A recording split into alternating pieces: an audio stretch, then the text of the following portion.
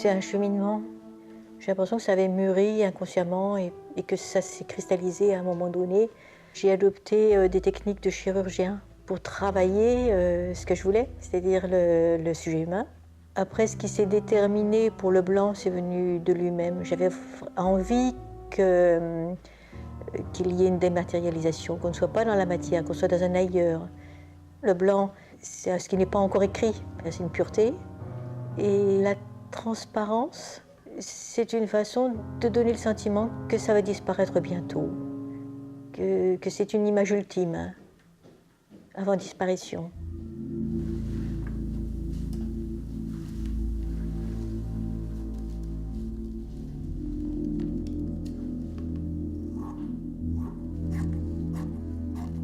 J'ai choisi une personne qui m'a frappée pour des raisons assez diverses. J'ai besoin de beaucoup de photographies pour voir les yeux, pour sentir la personne dans ses attitudes. Je vais lui proposer de poser, de faire son moulage. Et puis après, mon travail est en solitaire. Hein. Il est de recomposer la personne avec quelque chose de ce signifiant qu'il m'a donné, mais accentué.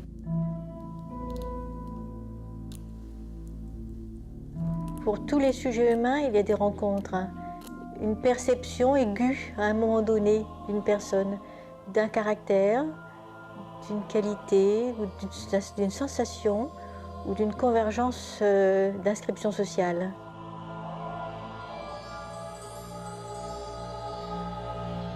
Je travaille un organdie. C'est une trame de coton très fine, une des plus fines trames de coton. Il est traité avec, je crois que c'est du natron, qui lui donne une rigidité suffisante pour accepter de restituer les formes assez compliquées comme celui d'un visage. Et je travaille également donc, ce PET. Le PET, c'est un plastique thermoformable à assez basse température, donc on peut vraiment facilement lui donner des formes. L'un blanc, l'organdie, et l'autre transparent.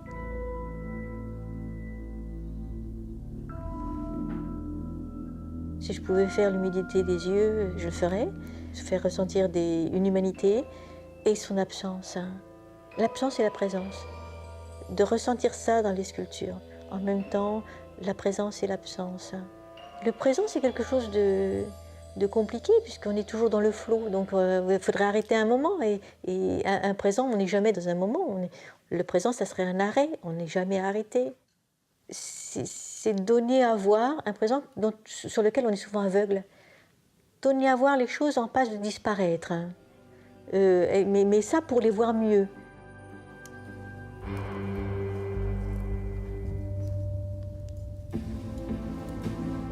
L'intérieur n'est pas rempli, il est vide, il n'y a qu'une enveloppe. Et la lumière a beaucoup d'importance. Suivant la façon dont on va éclairer, les pièces auront une signification assez différente. Dramatique, très douce, et ça va beaucoup changer la lecture de la sculpture. Le hasard chez moi, c'est la place par le vide, par la légèreté. Il y a quelque chose qui laisse place au regard qui pénètre. J'aime bien une phrase qui dit « rien ne pèse, rien ne pose ». J'aime beaucoup la délicatesse d'attitude et le fait qu'un geste de l'un ne porte pas sur l'autre, ne lui pèse pas. Et il y a une légèreté, une apesanteur. L'aérien me touche. Ils ne sont pas mes individus dans une expression du moment. Ils ne sont pas souriants, ils ne sont pas ni grimaçants. C'est pas tant un moment du vécu qu'un moment de l'être. C'est une cristallisation d'être.